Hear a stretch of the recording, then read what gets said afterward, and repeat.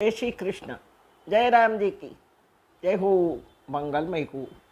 भारतीय संस्कृतिना 12 मास पर्वोथी भरेला छे अने तेमांय चैत्र मास तो पूरो पर्वोथी उत्सवोथी भरेलो छे। शरूआतना 8 दिवसों दुर्गाष्टमी, बीजे दिवसे एटले नोमने दिवसे चैत्री नवरात्र पते एटले नवमीए राम जन्मोत्सव, रामनवमी, चैत्री पूनम, हनुमान जयंती।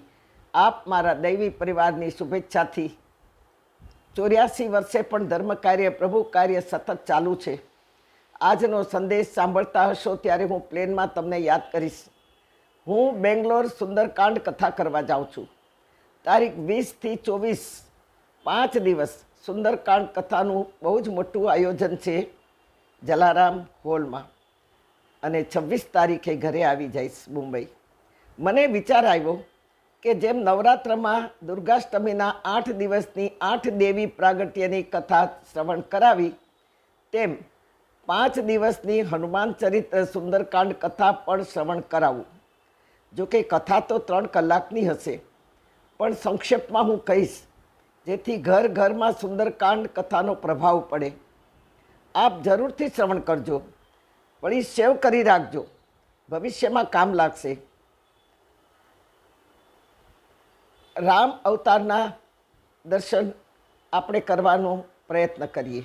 આવો, રામાયણના 7 સોપાન છે અને આપણા જીવનના પણ 70 વર્ષ બહુ જ મહત્ત્વના છે। 70 વર્ષ પછી એક પણ દિવસ વધારાનો ગયો તો માની લેજો કાં ભગવાન ભૂલી ગયા છે સમાપ્તિ કરવામાં, કાં ભગવાન હજી આપણી માટે કોઈ એવી ઈચ્છા રાખે છે, का भगवान ने આપણે પસંદ છીએ તેથી ભગવાનને એમ થાય છે કે ભલે આ જીવે, અને વધુમાં વધુ કદાચ ભગવાન પ્રત્યેનો આપણો લગાવ જોઈને પણ એમને થતું હોય કે હજી બગડી નથી ગયું, થોડું ઘણું પણ ધર્મ કાર્ય કરી શકે એમ છે, 2-4 વર્ષ ભલે કાઢી નાખે। હા, ખબર નથી ભગવાનના દિલમાં શું છે આપણી માટે, પણ આપણે જીવીએ છીએ એનું કારણ ક્યાંક ભગવાનની આશા કામ કરે છે, ક્યાંક ભગવાનની ઈચ્છા આપણી માટે કામ કરે છે, ક્યાંક ભગવાન આપણા સત્કર્મની રાહ જોઈ રહ્યા છે। હા, ભગવાને એટલે તો વિષ્ણુ સહસ્ત્રમાં રૂપ બતાવ્યું છે, મહર્દ્વિ વૃદ્ધો વૃદ્ધાત્મા। ભગવાન કહેવા માગે છે કે તારા ઘરમાં કોઈ વૃદ્ધ બેઠો હોય તો માની લેજે કે હું બેઠો છું, અને જે કાંઈ ભૂલ થઈ છે તે હજી સુધરવાનો મોકો તને આપી રહ્યો છું। સુધરી જા, જેથી આવતે જન્મે વૃદ્ધોના હાય નિશાસા તને ન લાગે। તેથી કદાચ આપણું જીવન લંબાવતા હશે એ તો ઈશ્વરને જ ખબર।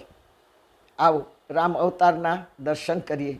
7 સોપાન, આપણા પણ 7 સોપાન છે, અઠવાડિયાના દિવસો પણ 7 છે, બંસીના સૂરો પણ 7 સૂર છે। પહેલું સોપાન બાલ્યકાંડ છે।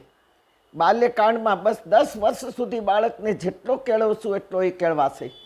ખોટું બોલતા પણ કેળવાઈ જશે, લુચ્ચાઈ કરતાં કેળવાઈ જશે, ભગવાનનું નામ લેતા પણ કેળવાઈ જશે, અને ઇગ્નોર કરતાં પણ કેળવાઈ જશે, પગે લાગતા પણ કેળવાઈ જશે, અને નજરઅંદાજ કરતાં પણ કેળવાઈ જશે। 10 વર્ષ સુધી જો એનો કાન પકડ્યો તો એ બરાબર કેળવાઈ જશે। જેટલો કેળવાય એટલો બાળકને કેળવી લ્યો। સૌથી પહેલું બાળકની હઠ કદી પણ સ્વીકારવી નહીં।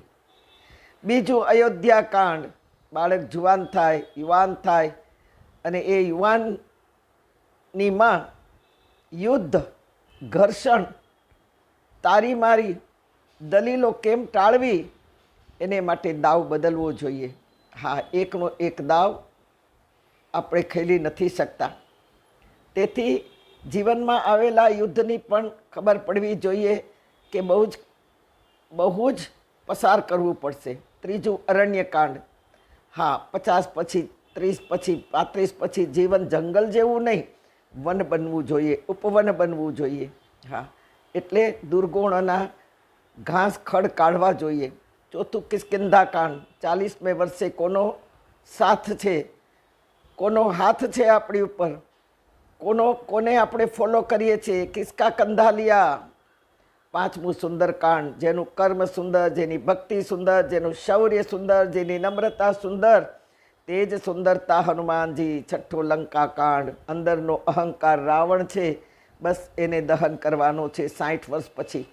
અને 70 એટલે 7મો ઉત્તરકાંડ, જીવન ઉત્તર દેવા જેવું બનવું જોઈએ.